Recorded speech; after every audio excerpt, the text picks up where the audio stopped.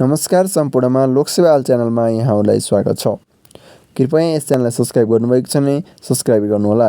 साथै नजिकै रहेको बेल आइकन दबाई अल नोटिफिकेसन अन गर्नुहोला, जसले गर्दा हामीले राखेका प्रत्येक भिडियोहरू प्राप्त गर्न सक्नुहुनेछ। ब्याङ्किङ तयारी अन्तर्गतको तयारी सामग्री ल्याउने क्रममा आज पनि हामीले लेखाखण्ड अन्तर्गतको सामग्री लिएका छौँ।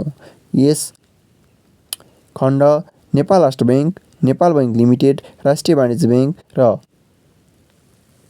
कृषि विकास ब्याङ्कका लागि अत्यन्तै उपयोगी सामग्री रहनेछ। सुरु गरौँ है त। नाफा नोक्सान हिसाब खाता भनेको के हो? यस खाताको उद्देश्यबारे लेख्नुहोस्। नाफा नोक्सान खाता एक व्यवसायको कुनै निश्चित समय वा अवधिको खुद नाफा वा खुद नोक्सान निकाल्ने उद्देश्यले तयार गरिने खातालाई नाफा नोक्सान हिसाब खाता भनिन्छ।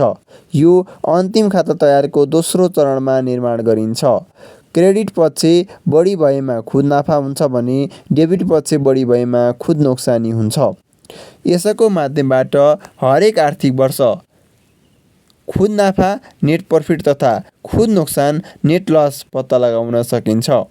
यसलाई तयार गरिएको खातामा आर्थिक वर्षसँग सम्बन्धित आय व्ययको शीर्षकहरू समावेश गरिएको हुन्छ। यो व्यवसायको एउटा निश्चित समय सीमासम्म गरेको नाफा नोक्सानलाई देखाउने विवरण पत्र हो। नाफा नोक्सान हिसाब खाताका उद्देश्यहरू निम्न छन्। 1. निश्चित अवधिको कुल नाफा र खुद नाफा वा कुल नोक्सान र खुद नोक्सान कति भयो र कसरी भयो भन्ने जानकारी दिनु। 2. व्यावसायिक संस्थाको वर्षभरिको खरिद र बिक्री पत्ता लगाउनु। 3. प्रत्यक्ष र अप्रत्यक्ष खर्चहरूको अनुपात निकाल्न मद्दत गर्नु। 4. विभिन्न शीर्षकहरूबाट प्राप्त आम्दानी रकमहरूको तुलनात्मक अध्ययन गर्न मद्दत गर्नु। 5. नाफा वा नोक्सान हुनका कारणहरू पत्ता लगाउन सहज बनाउनु। 6.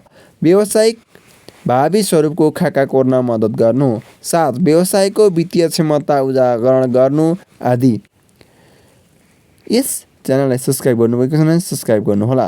साथै नजिकै रहेको बेल आइकन दबाई अल नोटिफिकेसन अन गर्नुहोला। साथै आगामी दिनमा कुन विषयमा भिडियो चाहनुहुन्छ त्यसका लागि कमेन्ट गर्न सक्नुहुनेछ। तपाईँको साथीलाई पनि एक सेयर गर्नुहोला। साथै भिडियोलाई लाइक गर्न पनि नभुल्नुहोला।